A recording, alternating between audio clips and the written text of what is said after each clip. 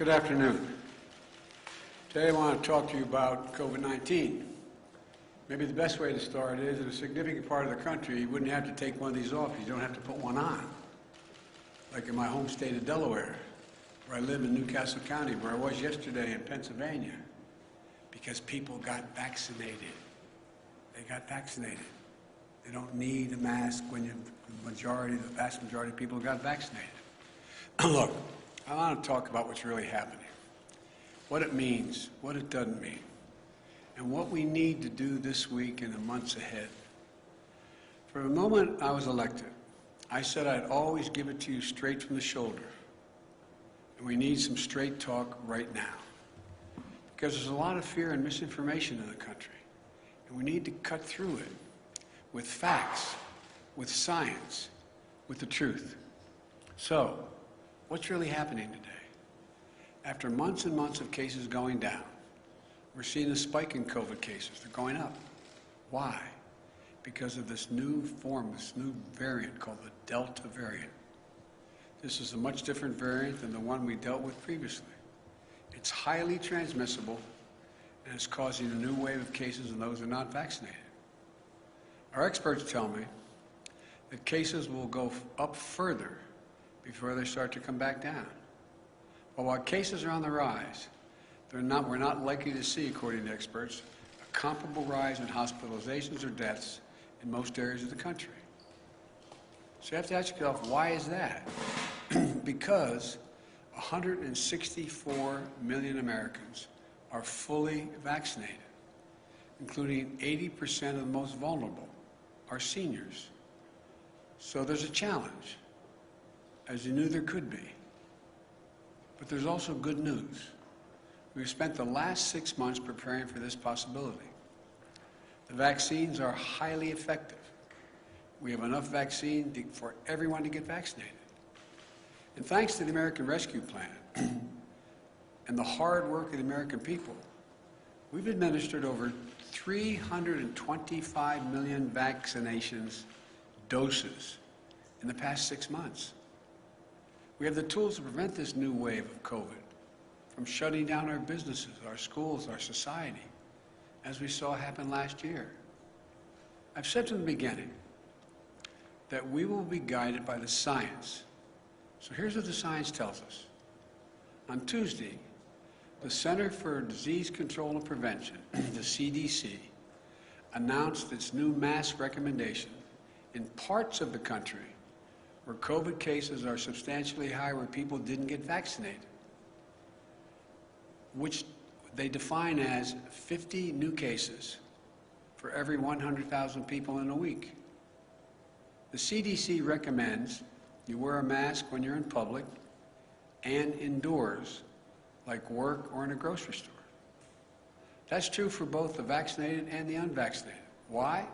Because even if you've been fully vaccinated and protected from severe illness from COVID-19, you could have the Delta variant in your system and spread it to someone who isn't vaccinated. We need to wear a mask to protect each other and to stop the rapid spread of this virus as we work to get more people vaccinated. And I hope all Americans who live in areas with substantial or high case rates will follow the mask guidance that's being laid down by the CDC. I certainly will, and I have, because this is one of those areas in Washington. And at my decision, my direction, all federal personnel and visitors to federal buildings will have to do the same thing. As I said from the beginning, a mask is not a political statement. It's about protecting yourself and protecting others. Masking is one defense against the spread of COVID-19. But make no mistake, vaccines are the best defense against you getting severely ill from COVID-19. The very best defense. And you want to know how we put this virus behind us? Well, I'll tell you how. We need to get more people vaccinated. Look, and it's important to understand what vaccines do and what they don't do. Put simply, the vaccines are designed to save lives and prevent severe illness. They're highly effective at both. 190 million Americans have had at least one shot. Of that group, about 90% are done now, and 10% are waiting for the second shot. To those folks who have one shot, but not the second, go get the second shot. Even if you're overdue for the second shot, it's not too late. Go get the second shot now. The bottom line is, if you're fully vaccinated, you're highly protected from COVID-19. But I also know that many of you who are vaccinated are concerned about what's called breakthrough cases. Yes, some fully vaccinated people will still test positive, and some will show some symptoms of COVID-19.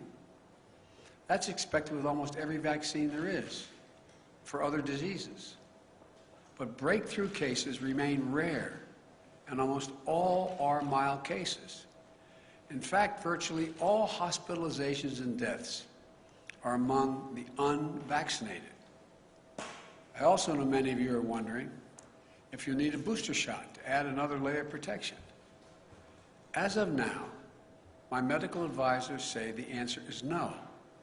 No American needs a booster now. But if the science tells us there's a need for boosters, then that's something we'll do. And we have purchased the supply, all the supply we need to be ready if that was called for. Folks, the truth is, as more people get vaccinated, we are better protected as a nation to continue reopening safely and responsibly. We are not fully out of the woods yet, because what is happening in America right now is a pandemic of the unvaccinated. Let me say that again. It's a pandemic of the unvaccinated. There are about 90 million Americans who are eligible to get the shot, but haven't gotten it yet. As I just mentioned, nearly all of the cases, hospitalizations, and deaths due to COVID-19 today are from unvaccinated people. Last month, a study showed that over 99% of COVID-19 deaths have been among the unvaccinated. 99%. This is an American tragedy. People are dying and will die who don't have to die. If you're out there unvaccinated, you don't have to die. Read the news. You'll see stories about unvaccinated patients in hospitals. As they're lying in bed, dying from COVID-19, they're asking, "Doc, can I get the vaccine?" And the doctors have to say, "Sorry, it's too late." Right now, too many people are dying, or watching someone they love dying and saying, "If I just got vaccinated, if I just." It's heartbreaking. And it's complicated even more because it's preventable. America's divided between the majority of eligible people who are vaccinated and those who are not. And I understand that many of you in the majority are frustrated with the consequences of the failure of the minority to get vaccinated. But I want you to know that I'm going to continue to do everything I can to encourage the unvaccinated to get vaccinated. That includes addressing hesitancy and misinformation head on. For example, I know some of you who are unvaccinated think the development of a vaccine was rushed, therefore I'm not going to take a chance. As a result, I think it's not safe because it was rushed. I understand. But let me explain. Our top scientists, the National Institute of Health, the NIH, and across the country, got to work applying decades of research. Decades of research. I'm going to repeat that. Decades that had already been done, the research, to develop the COVID-19 vaccine when it hit. In the last 6 months, more than 325 million doses of the vaccine have been administered in the United States, and billions of doses administered around the world.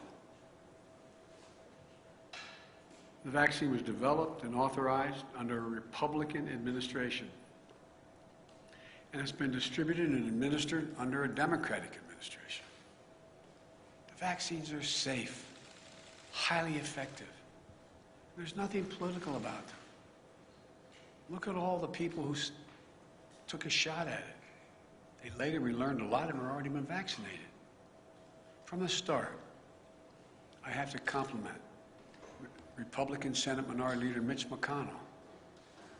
He had made it political. He's encouraged people to get vaccinated and continuing to do so, and his state's in pretty good shape.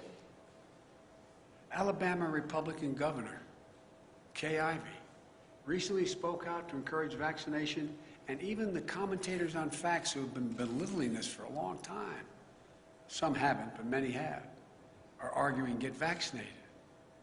Look, this is not about red states and blue states. It's literally about life and death. It's about life and death. That's what it's about. You know, and I know people talk about freedom, but I learned growing up in school and my parents, with freedom comes responsibility. Your decision to be unvaccinated impacts someone else. Unvaccinated people spread the virus. They get sick and fill up our hospitals. And that means if someone else has a heart attack or breaks a hip, there may not be a hospital bed for them. If you're unvaccinated, you put your doctor and nurses at risk. The same frontline essential workers who put their lives on the line over the past year and have gone through hell. Again, with freedom comes responsibility. So please, exercise responsible judgment. Get vaccinated for yourself, for the people you love, for your country. I'm being literal when I say this. As I travel the world almost every day, a foreign leader calls me, asking, can I provide his or her country more vaccines? Their people are desperate for vaccines. I'm doing everything to answer those calls. We're sending millions of vaccines to people around the world. But folks, it's an American blessing that we have vaccines for each and every American. We've made it our first and top priority to have available vaccines for every eligible American, and that's never going to change as long as I'm here. And it's a shame. It's just such a shame to squander that blessing. That's why after 6 months of extraordinary work and effort, today I'm laying out additional steps we should be taking to deliver these life-saving vaccines to more Americans. First, we're going to provide more incentives to encourage unvaccinated Americans to get vaccinated. That starts with paid leave to get the shot. We're still hearing that people are unable to get time off from their employer to get vaccinated. Well, this is unacceptable. For some time now, I've said you should be able to get the shot and still get paid. Thanks to the American Rescue Plan, the federal government is fully reimbursing any small or medium-sized business that provides workers with paid time off to get vaccinated. Employers, this costs you nothing. If you haven't given employees paid time off, do it now, please. Today, I'm announcing that we're taking this a step further.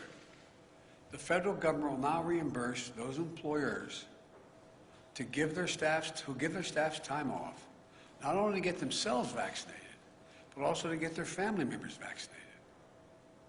That means employers can get reimbursed if they give parents time off with paid time, paid leave, to take their kids or their own parents to get vaccinated. So I'm calling on all employees across the country to give paid time off to get the shot or to help a family member do so. I promise you it will cost you, the employer, nothing. You'll be reimbursed.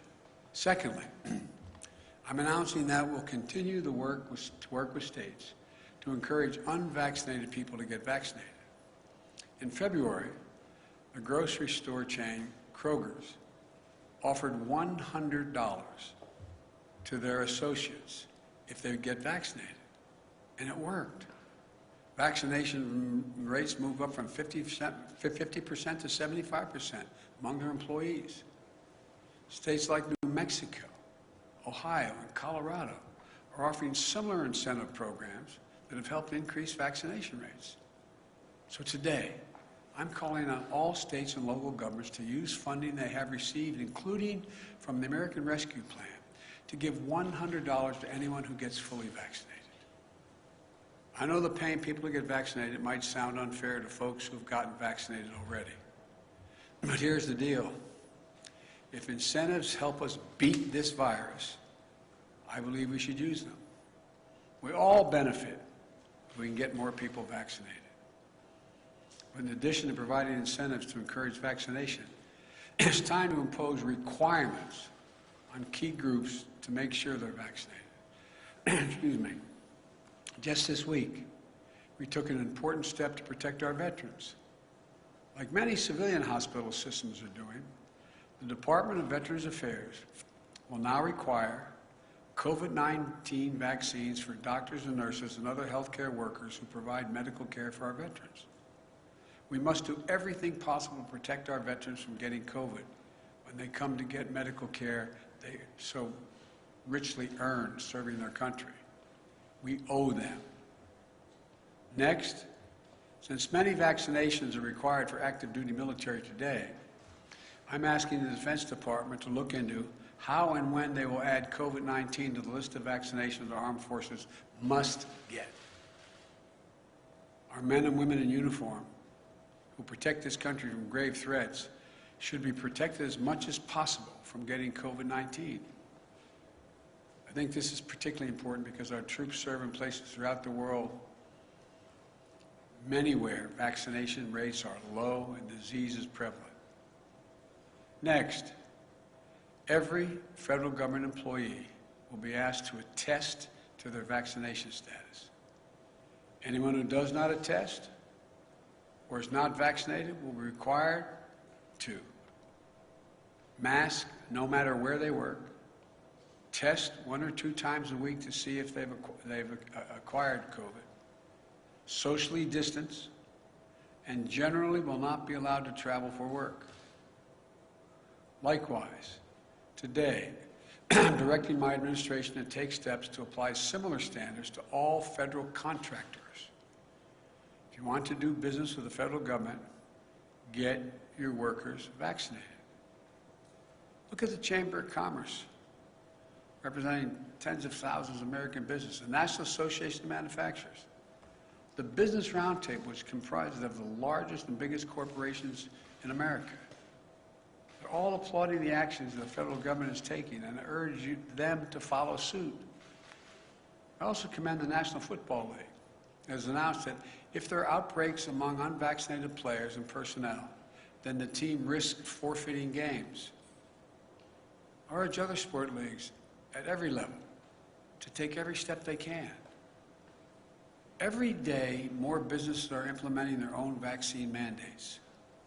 And the Justice Department has made it clear that it is legal to require COVID-19 vaccines. We all want our lives to get back to normal. And fully vaccinated workplaces will make that happen more quickly and more successfully.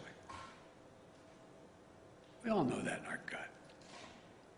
With incentives and mandates, we can make a huge difference and save a lot of lives. I also want to speak to families with children in school. We can and we must open schools this fall, full time. It's better for our children's mental and emotional well-being, and we can't afford another year out of the classroom. Every school should be open, and we're giving them the tools to be able to do so safely. Even in those areas where they have a higher vaccination, they have a higher rate of COVID. Through the American Rescue Plan, we provided schools billions of dollars to implement safety measures, better ventilation, social distancing, and other measures. In March, when vaccinations were scarce, I prioritized teachers and school workers by utilizing our federal pharmacy program. Almost 90% of educators and school staff are now vaccinated. Additionally, the CDC has provided clear guidance on how all schools can safely protect the kids and bring them back to the classroom. Every student wear a mask. It's that simple. So we've funded safety measures in schools, we've vaccinated teachers and staff, and we can mask up our kids for further protection. But once again, there's one more thing we need to do. Get more adolescents, ages 12 and up, vaccinated now that they've been cleared. In the past week, the good news is we've seen the average number of 12 to 17-year-olds getting vaccinated increase 22% per day. Today, I'm asking school districts to host one last pop-up vaccination clinic over the coming weeks for kids ages 12 and up. We're directing the federal pharmacy program to help make that happen. Parents, get your children vaccinated. You do it for so many other things right now. For kids under 12, if and when the vaccines are deemed safe for them, we'll be prepared to get the vaccines administered as quickly and as safely as possible. Look, and as we work to vaccinate more Americans, we're prepared for outbreaks in areas where there are unvaccinated people. My administration has made it clear to every governor that more federal resources are available to them. This includes deployment of surge teams composed of experts from the CDC and the Federal Emergency Management Agency, the FEMA. We're going to continue to provide states with more testing, treatments, protective equipment, personnel, mobile vaccination clinics to stem the surge of the virus among the unvaccinated. The pictures of hospitals in several states overloaded with patients is unnecessary, avoidable, and tragic. You know, we'll help any health system overloaded and unable to cope with a spike in cases. We're ready to do that. Let me close with this. If you're at home and vaccinated, but anxious, or even angry, or if you're at home and unvaccinated, unbothered, and unconvinced, let's step back and see where we are. Just remember how we've emerged from a dark winter into a hopeful spring and summer. Really remember just how dark that winter was. Over 3,600 Americans were dying each and every day. And now, even with the surge among the unvaccinated, we're down to that 300 Americans a day. Significant. Millions of people were out of work, out of homes, out of hope and going hungry. Remember those long lines? People in their automobiles waiting for a box of food to be put in their trunk? Experts and pundits said we couldn't get the vaccines. And even if we could get the vaccines, we couldn't get them in people's arms. We couldn't get them vaccinated. They predicted our economy would collapse. Remember how we stayed focused and how we went to work? In 6 months, we got 164 million Americans fully vaccinated. Because we vaccinated so many people, put in place so many safety measures, and got economic help to businesses and people most in need, our economy is recovering. More than 3 million Americans are back to work since I was sworn in. A faster job growth than any previous administration, any. We're experiencing the fastest economic growth in nearly 4 decades, the best in the world as of now. In fact, today's GDP numbers show that in the first half of the year, our economy grew faster than any point in nearly 40 years. Our economy grew more in 6 months than most Wall Street forecasters expected for the entire year before we implemented our plan. And just yesterday, we announced a bipartisan infrastructure deal that's going to continue this momentum over the long term by making the most significant investment to rebuild America in nearly a century. But we still have to face many challenges. We still have a lot of work to do as we readjust to a post-pandemic economy. But we have the right plan. We're coming back. We just have to stay ahead of this virus. I know this is hard to hear. I know it's frustrating. I know it's exhausting to think we're still in this fight. And I know, we hope this would be a simple, straightforward line without problems or new challenges. But that isn't real life. We're coming out of the worst public health crisis in 100 years. The worst economic crisis since the Great Depression. As I told you before, I carry a card in my pocket. I hope I have it with me. I carry a card in my pocket with the number of Americans dead from COVID-19. As of today, this morning, the total deaths in the United States were 609,441. Granted, the death rate per day is way down. It's down to 400 about. But that's more deaths than World War I, World War II, Vietnam, 9/11, Iraq, and Afghanistan wars combined. This is as tough as it gets. And we're Americans. When we get knocked down, we get back up. That's who we are. That's what we do. That's why there's no nation on earth like us. And we're prepared like never before. We have the tools to save lives, to keep our economy growing and growing and going. After the past 6 months, following the science, we know we can dramatically lower the cases in this country. We can do this. We brought our economy back to life and we kept it going. We know we can send our kids back to school. We know we can beat this virus. We can do this. We all just have to do our part.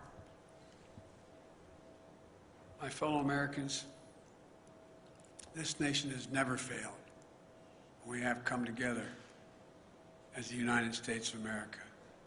So I say to all those who are unvaccinated, please, please get vaccinated. And to the rest of America, this is no time to be despondent or let our guard down. We just need to finish the job with science, with facts, with the truth. And together as Americans, we're going to be able to beat this. May God bless you all, and may God protect our troops. Thank you.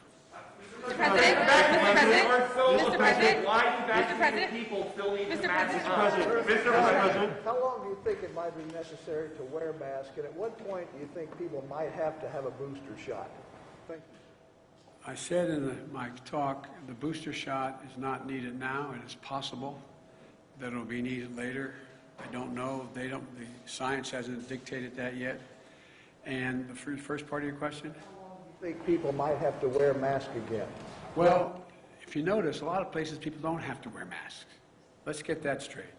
The places where people have gotten vaccinated, where we have a high vaccination rate, people do not have to wear masks at all. Like some of you were with me yesterday when I was up in Lehigh Valley. Didn't have to wear a mask there. Don't have to mask if you come home to Delaware with me. I know you love doing that. But you don't have to wear a mask. The places people are probably going to have to wear masks in those communities where the high rate of unvaccinated stays high and they don't move. They don't move to getting vaccinated. But I think you're going to find the patience of businesses and the patience of a lot of other people running thin. Because the fact is, if you had high vaccination rates, we wouldn't be in this spot right now. Yes, sir. Mr. President. Mr. President, will this set up an American workplace for federal workers and private sector that really is the vaccinated versus the unvaccinated? And is that a pressure you're trying to harness now? Well, no, I'm not. Look, what I'm trying to do is keep people safe. I mean that sincerely. So, if in fact you're unvaccinated, you present a problem to yourself, to your family, and to those with whom you work. Because as pointed out, I was asked the question about why would people who have already been vaccinated get it? Well, you got anywhere from 2 to 3% on average, the last study done, that can still get COVID. They don't get very sick. They don't get hospitalized. It's not serious, but they can catch it. And the concern is they may be able to pass it on. And so that's all being studied right now. But it's the important thing is, if people are vaccinated, the transmission rate drops through the floor. And that's all we're trying to do. Yes? Mr. President, thank you. Why not push for vaccine mandates in states, private companies, schools? Do you want to see those entities pass vaccine mandates? Well, I'd like to see them continue to move in that direction, and that's why I pointed out. I had asked the Justice Department to determine whether they're able to do that legally, and they can. Local communities can do that. Local businesses can do that. It's still a question whether the federal government can mandate the whole country. I don't know that yet. Mr. President, you said earlier this week that we are not headed back towards lockdowns, but if the science is evolving, how can you be so confident in that? We heard you say weeks ago that the virus was going on, but Dr. Fauci has also indicated that we are headed in the wrong direction. Well, you know, you're literally correct on everything you said, but it doesn't come to the conclusion you're implying. It is clear that if everybody's vaccinated, the existing vaccines work to prevent death, serious illness, hospitalization. Okay? If tomorrow I could wave a wand and every American was vaccinated, then in fact we'd be out of the woods. Now, can something else happen a year from now? Can there be a different virus? Can there be something? It's possible. But I'm talking about COVID and the existing variants that have come forward so far. So it's a simple proposition. If you're vaccinated, you find yourself in a situation where you are highly unlikely, even if you somehow get the virus, very small percentage do, that you are not going to be hospitalized, you're not going to be on a ventilator, you're not going to be sick, but you could be in a position to possibly spread it to someone who wasn't if you have it in you. Yes? Thank you so much, Mr. President. Thank you. I wanted to ask, why not require that the people show proof that they're vaccinated? And also, if you could just, with the 4 million, how much of an impact do you think this will have? Do you have a projection, sir? A projection on what? On how many people will get vaccinated by putting in this system?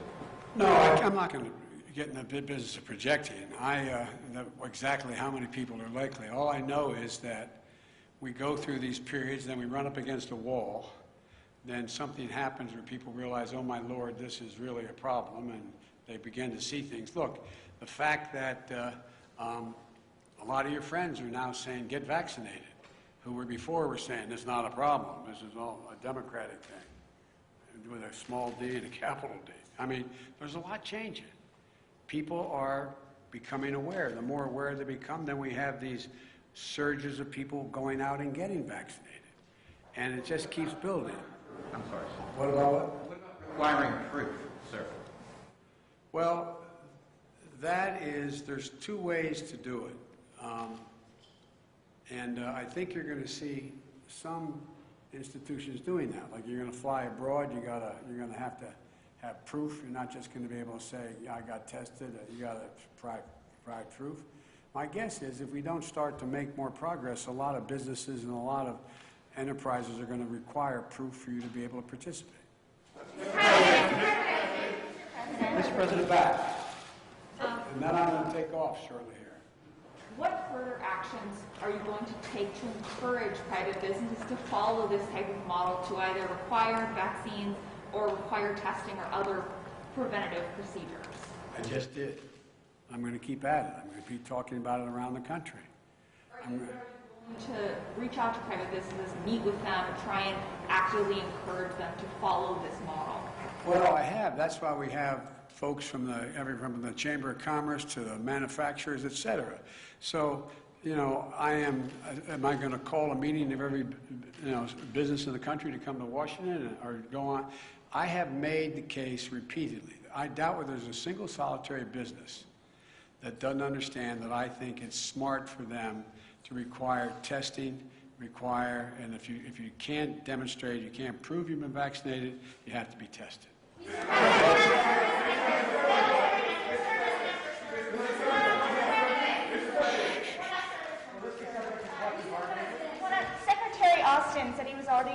considering mandating the Yeah. vaccine after it was fully approved. Would you like to see the mandate go into effect before full approval, and do you think he's open to that? I know he's open to it, and the question is, when is the right time to get the most bang for the buck when you do it? A lot of this is timing, and so I think it's going to happen. But look, the one thing that you all are being politely and appropriately referencing is that it's still a temporary approval. So when does the final approval come? It usually takes a lot of work to get there. I made a commitment. I would not tell anyone in the Justice Department who they should prosecute, and I would not tell the health industry, the government health entities, what they should say and do.